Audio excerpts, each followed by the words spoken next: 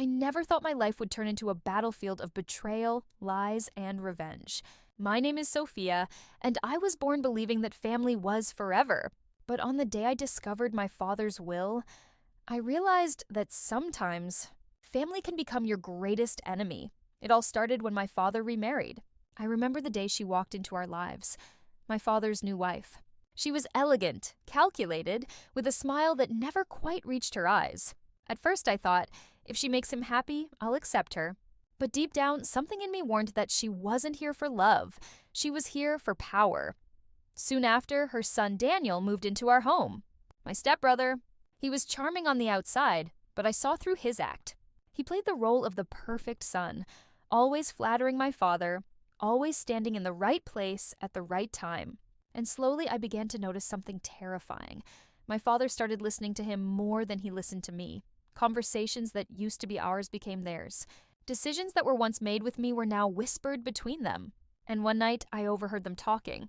My stepmother said, "Daniel deserves everything. Sophia will be fine on her own." I wanted to scream, but I swallowed my pain thinking, no, Dad would never betray me. I was wrong. When my father passed away, I walked into the lawyer's office with my heart broken but hopeful. I thought at the very least, his will would remind me that I was still his daughter, still his blood, still the one he raised. But when the lawyer opened the folder and read the words aloud, my entire world shattered. Everything in the estate, house, company, accounts goes to Daniel, his stepson. I froze. The air in the room became heavier than stone. I felt eyes staring at me. My stepmother smirking, Daniel pretending to be humble, the lawyer avoiding my gaze. I asked, "What about me?" And the lawyer only said, "Your name isn't mentioned here." That moment burned itself into my soul. My father had given everything to a boy who wasn't even his blood, but I wasn't ready to give up, because betrayal cuts deep, but revenge cuts deeper.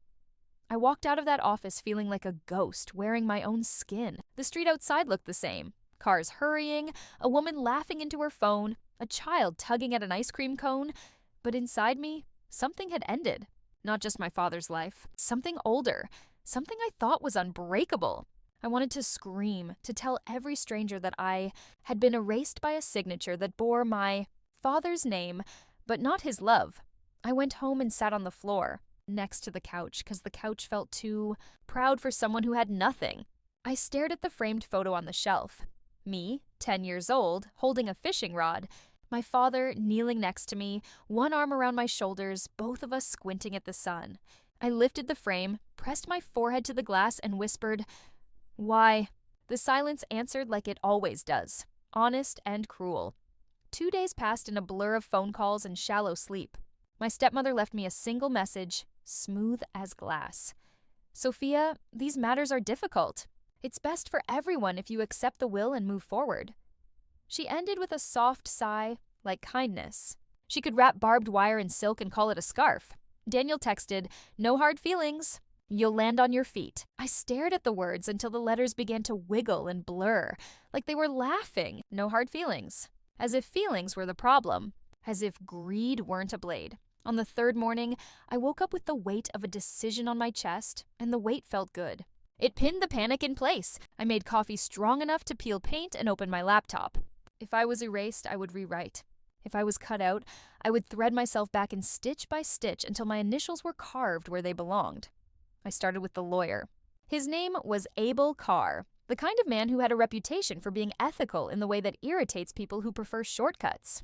I called his office and told his assistant I wanted to review every document related to my father's estate. She said it would take a day. I said I'd wait. The day shrank to 3 hours. When I walked back into Carr's office, the folder on the table looked too thin to hold my entire life. He adjusted his glasses, the same nervous habit he'd had during the reading. "Sophia, I'm glad you came back.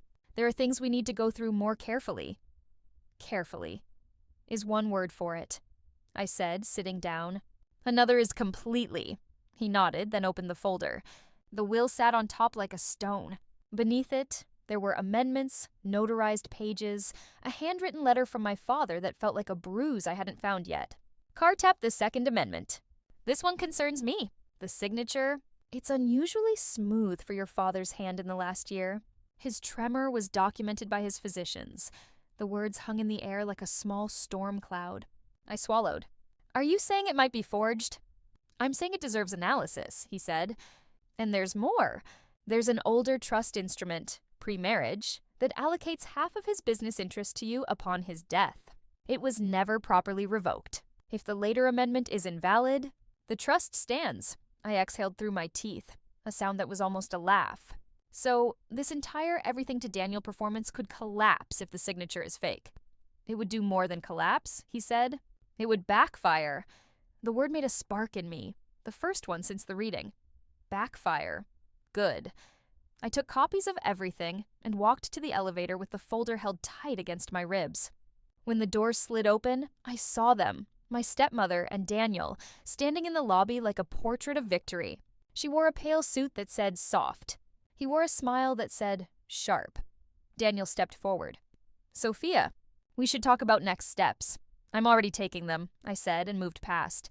He reached out, fingers closing around my forearm, not hard, but entitled. I turned slowly and he let go, smile thinning. You're making this harder than it needs to be, he said.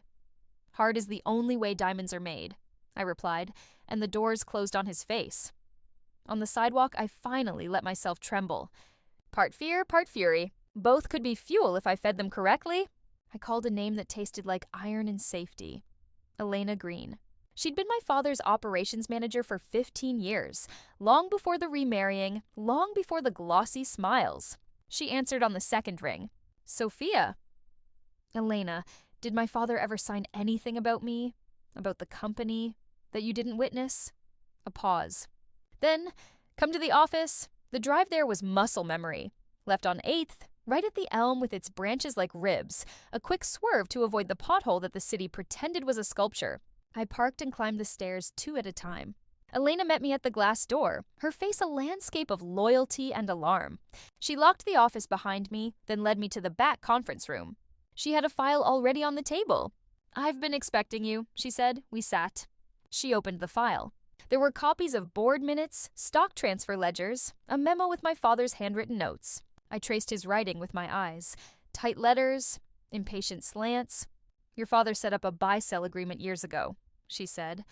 Upon his death, his shares would be distributed, half to you, half to a charitable foundation he planned to name after your grandmother. He never finished the paperwork for the foundation. But he told me, clearly, he would never leave you with nothing. Not ever. Something loosened in my chest and hurt worse for a moment, like thawing. Then how did we get here?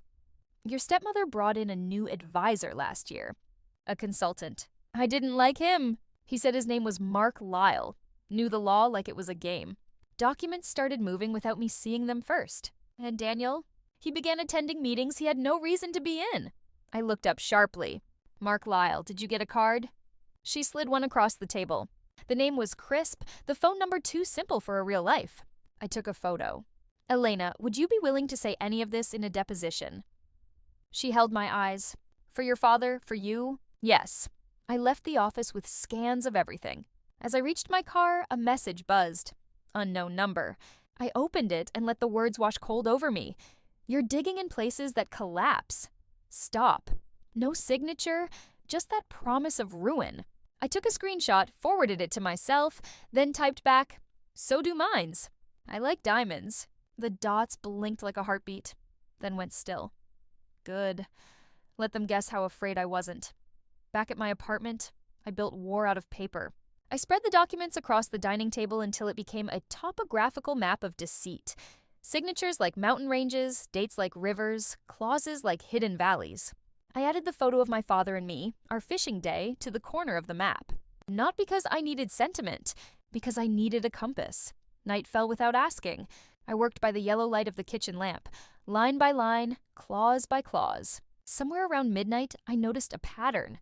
In the signatures attributed to my father over the last 6 months, the capital S in his name was too perfect.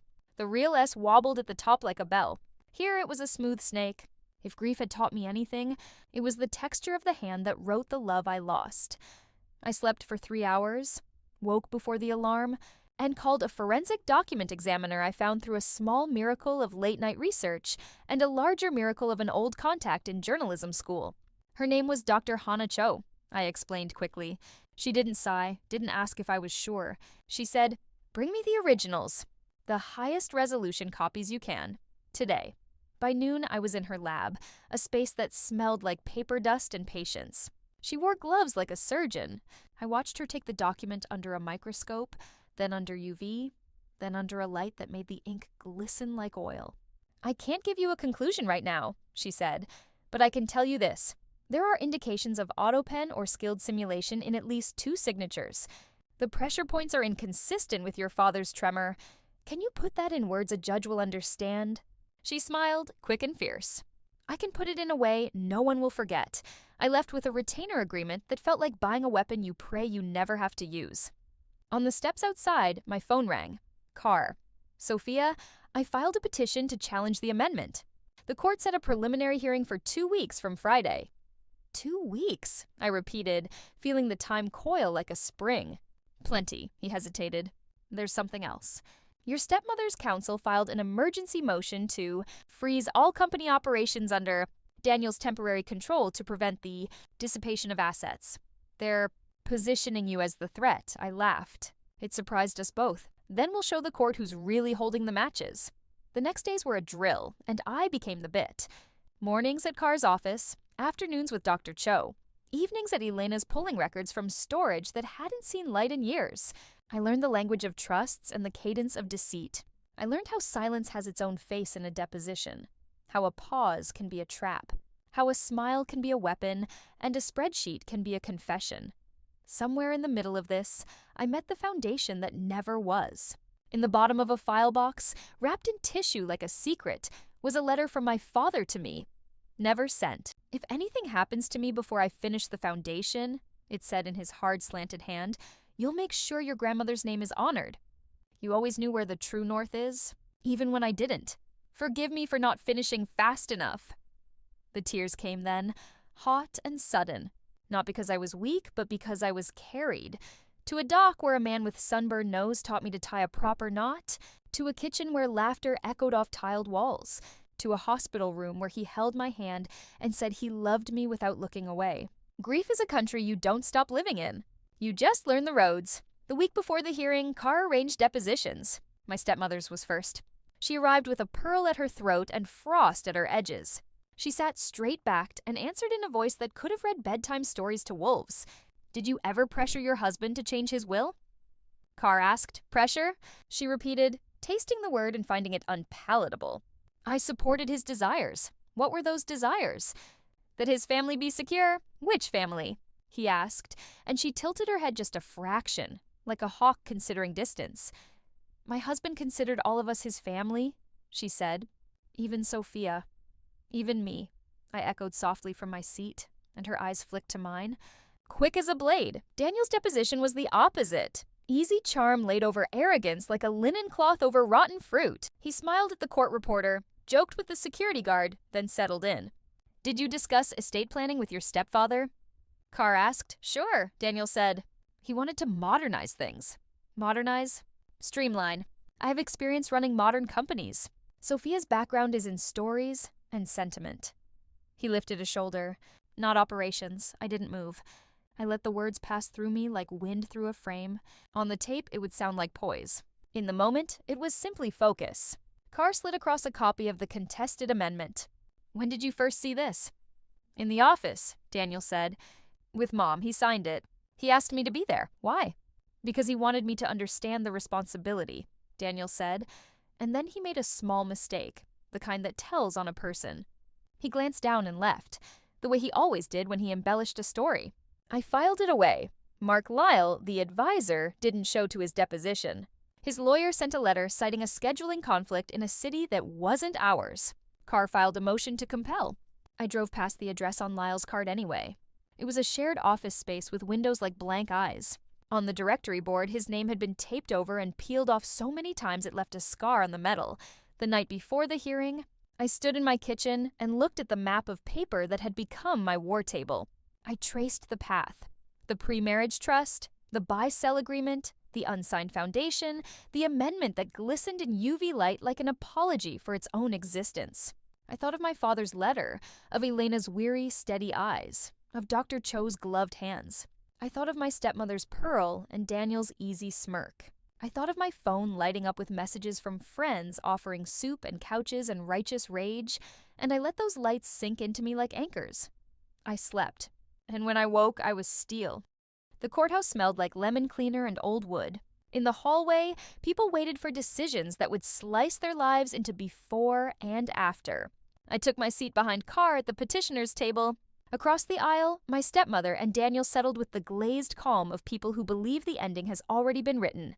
Their attorney, a man with a jaw like a closed door, shuffled papers as if the outcome were inside them. The judge entered, a woman with a face that had seen every trick and grown tired of them. She called the case. Carr rose. Your Honor, we seek a temporary injunction against the enforcement of a disputed amendment and a preservation order over the company's operations. We will demonstrate a likelihood of success on the merits and the risk of irreparable harm if the amendment is allowed to govern. Their attorney stood. This is a transparent attempt by a disinherited adult child to claw her way into an estate that her father intentionally directed elsewhere. The amendment is clear. The will is clear. Clarity, Carr said mildly, is not the same as authenticity. The judge glanced down. You have evidence? Carr called Dr. Cho.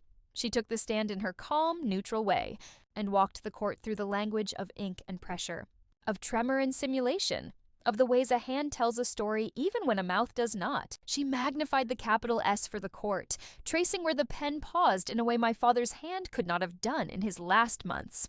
The judge leaned forward, the room grew quieter, and for a moment, even my stepmother's pearl seemed to hold its breath. Their attorney cross-examined, tried to twist the science into preference. Dr. Cho absorbed the attempt like a sponge and gave back only facts.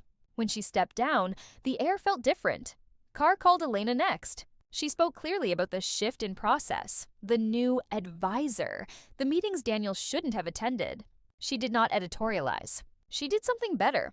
She told the truth without dressing it for company. When it was my turn, I kept my eyes on the judge. I explained the pre-marriage trust, my father's consistent declarations, the letter I found. Their attorney objected to the letter. Foundation hearsay, he said. Not offered for the truth of the matter asserted, Carr replied, but to show my father's state of mind. The judge allowed it. The attorney frowned, then came for me with a smile. Ms. Reed, you were not close with your father in his last year, were you? I visited twice a week, I said. We had dinner on Sundays, except when he wasn't feeling up to it. Ah, he said, pouncing. So he often wasn't up to it. He was ill, I said. Not unloving? He flipped a page. And you two had disagreements about the company. We had discussions, I said. He listened. I listened. That's called a relationship. He smiled the way people do when they think they've found your soft spot. And isn't it true that you have no experience running a business like this? That Daniel's background is modern, I said, allowing myself the smallest curve of my mouth. Yes, I've heard. A few chuckles flickered through the room.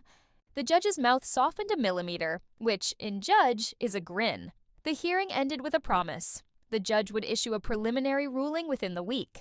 But before she adjourned, she spoke slowly, looking over the rim of her glasses at both tables. There are enough irregularities here that this court will not permit any transfers or dissolutions of company assets pending a full evidentiary hearing. All parties are enjoined from altering the status quo.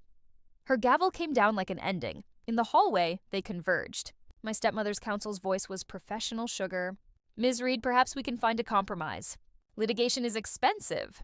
Truth is cheaper in the long run, I said. I'll invest. Daniel stepped closer, low enough for only me to hear. You like the show, don't you? The attention.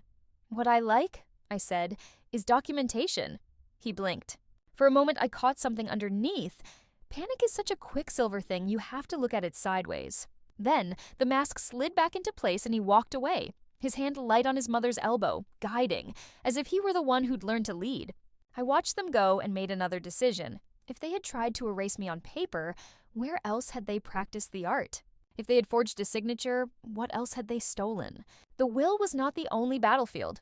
There was also the company my father had bled years into, the contracts he honored, the people he paid fairly even when the numbers frowned.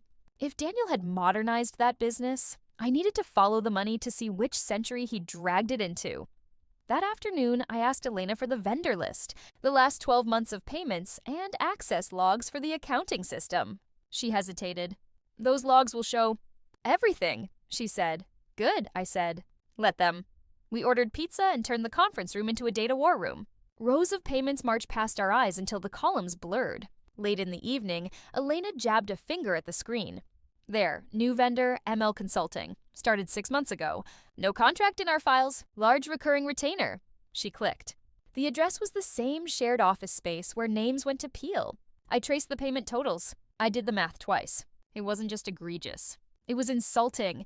Pull all invoices with that vendor, I said, and cross-reference with any approvals using my father's digital signature. She nodded, fingers flying. I watched the approvals appear like guilty stars. The timestamp on one was 3 a.m. on a night I knew my father had been in the hospital. Another aligned with a night he and I had watched an old movie and argued about whether actors still knew how to speak from the belly. He'd fallen asleep in his chair. I'd covered him with a blanket. While he slept, someone else had moved his hand through a machine and made it sign what he never would have. By midnight, we had a stack of red flags high enough to throw a parade. I took screenshots, backed up the files twice, and sent encrypted copies to Carr. On my way home, my phone lit up again. Unknown number. Last warning, walk away. I smiled without humor. I don't walk, I typed, I run. See you in court. Sleep was a rumor and morning a fact. Carr called at 9. We'll add corporate waste and self-dealing to the pleadings, he said. And we'll subpoena Lyle's bank records. What about Daniel? I asked. He signed approvals, Carr said. He's coming to the party. That afternoon, I visited the house I'd grown up in for the first time since the funeral. I told myself I was there to retrieve personal items, but really I went to stand in the place where the ground had been steady last. The door opened before I rang. My stepmother stood there with a smile like a carefully arranged bouquet. Sophia, she said, we're grieving. Why make it ugly? Grief isn't ugly, I said. Lies are. Be reasonable, she said. Your father loved you. But love and business are different. Not for him, I said, stepping inside. The house smelled like lemon polish in the past. Where are his journals? Her gaze flickered. He didn't keep left side of the study, second shelf from the bottom, I said, leather-bound. He wrote about deal terms and the birds on the feeder in the same paragraph. I know. I used to tease him about it. We stared at each other. For a moment, I saw something like fear trace a line across her serenity, and then it vanished. They're gone, she said too quickly. He must have thrown them out. My father never threw a story away, I said. I moved past her, down the hall to the study. The shelves looked neat as a lie. The gap where the journals would have been was filled with glossy art books no one had opened. I knelt and ran my fingers along the back edge of the shelf. Dust patterns tell the truth. The dust was broken, smeared where something had been pulled and replaced in haste. I stood and faced her. You should have let the dust settle before you lied. She wrapped her arms across her chest, a gesture I hadn't seen her allow herself in public. You're making a tragedy into a circus, she said. Tragedy is what you call it when the truth is inconvenient, I said. I prefer calling it a beginning. I left with nothing in my hands and more in my head than I'd expected to find. The house was no longer home. It was a stage, and the props were missing. Fine. I would build my own set out of affidavits and exhibits. 3 days later, Dr. Cho delivered her preliminary report. It was clinical poetry. Charts of pressure patterns, overlays of shiver and smoothness, magnifications that turned ink into landscape. Her conclusion was careful but devastating. It is my professional opinion, to a reasonable degree of forensic certainty, that the signatures on Amendments B and C are not the product of the hand of Mr. Reed. Indicators are consistent with autopen or simulation. Carr filed the report with the court. An hour later, the judge issued her preliminary ruling. The disputed amendments were suspended. A special master would oversee the company pending trial. Discovery would be expedited. My stepmother's attorney filed a press-ready statement about baseless allegations. We didn't respond. Answers don't belong in newspapers. They belong in court. But revenge, I learned, lives in the space between the two. That evening, I sat at my table and began writing my own statement. Not for the press, not for the court, but for me. I wrote down every lie I had been told and every truth I had discovered. I wrote down my father's laugh and the way the pen paused in the forged S. I wrote down the first time I met Daniel, how he'd shaken my hand and held it a fraction too long, pulling me off balance, a small rehearsal for a larger theft. I wrote down the moment in the lawyer's office when Carr said backfire, and the moment in the courtroom when the judge said enjoined. Words are doors. You just have to choose which ones to walk through. I stopped when the list reached the edge of the page. I turned it over and started again. When I reached the bottom of the second page, I knew how the ending needed to feel. Not just legal victory, that was a step. Not just unveiling the forgery, that was a scene. The ending would be something else. The return of a name to the place it was stolen from, and the removal of another name from where it didn't belong. This story would not close with me simply receiving what was mine. It would close with me deciding what to do with it. That's what they hadn't understood. I wasn't asking to be let in. I was building a door and choosing the keys. So I drafted the next move. If Daniel and the advisor had siphoned funds through ML Consulting, there would be accounts. If there were accounts, there would be transfers. If there were transfers, there would be a bank somewhere that would prefer not to be named in a scandal. Preference is leverage. I asked Carr to subpoena the bank records for Lyle and for any corporate cards issued to Daniel. I asked Elena for the security footage logs around the nights those approvals were stamped. I asked Dr. Cho whether an auto pen could be traced to a specific device in a rented office that wasn't as anonymous as it pretended to be. And then, when the requests were sent and the wheels began to turn, I went for a walk in the dark. I needed to remember the rhythm of my feet, the sound of my breath, the way the streetlights made halos on wet pavement. Revenge is not rage. It's choreography. It requires timing, balance, and a sense of music you carry inside you when the world refuses to play your song. When I got home, there was a package at my door with no return address. Inside, one of my father's journals. The leather smelled like rain and tobacco. There was a note on top, typed, impersonal. Thought this belonged with you. No signature. I sat at my table and opened the book. On the first page, June 4th, saw a hawk take a mouse. Nature is efficient? People pretend to be. I turned the pages slowly, afraid to rush.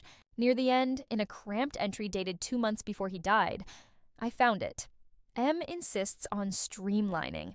Doesn't like paper trails. Says signatures can be handled. Don't like his eyes. Must talk to E and S if I have more time. The ink blot at the end looked like a period too heavy to hold. I took a photo of the page, then another from a different angle. I put the journal in a fireproof box I hadn't known I owned until I needed it. Whoever had returned it, an ally or someone clearing their conscience, had chosen a side. Good. The quiet ones can tip a room. The next morning, Elena texted, "You need to see this." I drove to the office with my heart steady. She was waiting with 2 things, a USB stick and a face that said the world had just tilted. On the stick was security footage from 2 months ago.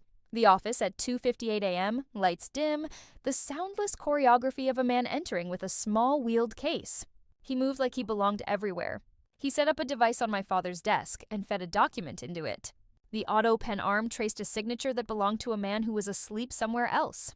The timestamp clicked to 3:04 a.m. The man packed up and left. He looked up once, quickly, as if he felt the lens on his skin. "It was Mark Lyle. Chain of custody?" I asked. "Intact," she said. "I pulled the original drive myself. It hasn't been touched." I closed my eyes for a second. When I opened them, I felt the story settling into place, like books sliding onto the correct shelf. "We're going to bury them," I said softly, and it wasn't anger. It was promise. We delivered the footage to Carr, to Dr. Cho, to the special master overseeing the company. Carr drafted a motion for sanctions that read like a calm thunderstorm. Dr. Cho wrote an addendum. While auto pen devices can produce smooth lines, microscopic examination of the footage suggested a specific model. Combined with the signature analysis, the conclusion tightened into a fist. When the next hearing was scheduled, sooner than anyone expected, the courtroom felt smaller. Word had spread. You can always tell when the gallery smells blood and truth. They breathe differently. My stepmother's pearl was gone, replaced by a steel chain that looked like armor. Daniel looked paler, the tan from his curated life unable to cover the gray underneath. Their attorney stood and spoke about context and misunderstandings and late-night efficiencies, but the words slid off the facts like rain off glass. Carr played the footage. No sound, just the steady, obscene movement of the machine borrowing my father's hand. The judge watched without blinking. When it ended, the room held the silence like a held breath. It was the kind of silence that becomes a verdict before the verdict arrives. Their attorney cleared his throat. "There are explanations," he said weakly. "Good," the judge said. "You'll provide them." "Under oath." We stepped into the hallway afterwards, and people leaned away as if afraid to catch what we had. A virus made of evidence. Daniel started to say something, but whatever speech he'd practiced died behind his teeth. My stepmother looked at me and, for the first time, dropped the performance. "You could have talked to me," she said. "We could have arranged this quietly." "You tried to arrange my erasure quietly," I said. Noise is what justice makes when it wakes up. We walked in opposite directions. Mine led toward the next filing, the next deposition, the next careful step in a dance that ends with a bow you give yourself. Theirs led, well, that's the thing about wrong turns. You don't always know you've made them until the scenery stops agreeing with you. That night, I stood by my window and watched the city write its own bright story across the dark. I thought of my father's journal, of the hawk and the mouse, of efficiency and pretense. I thought of the way he'd signed birthday cards with a flourish that was all him, shaky and proud. I thought of the auto pen stealing even his tremor, and I felt a clean anger, the kind that doesn't burn you when you hold it, the kind you can use to shape a blade. Revenge isn't always a flamboyant act. Sometimes it's a ledger balanced in front of a crowd. Sometimes it's a door closing on the fingers of the person who tried to slam it in your face. Sometimes it's quieter than forgiveness and louder than a verdict. I went back to the table and picked up my pen. There were still pieces of the ending to arrange. The charitable foundation in my grandmother's name, the restitution for what had already been siphoned, the public apology they would offer because the private one wasn't worth the ink. I mapped it out, the sequence, the timing, the message. When I finished, I looked at the plan and felt the story breathe. They took my inheritance on paper. I took back the pen. And I wasn't finished writing.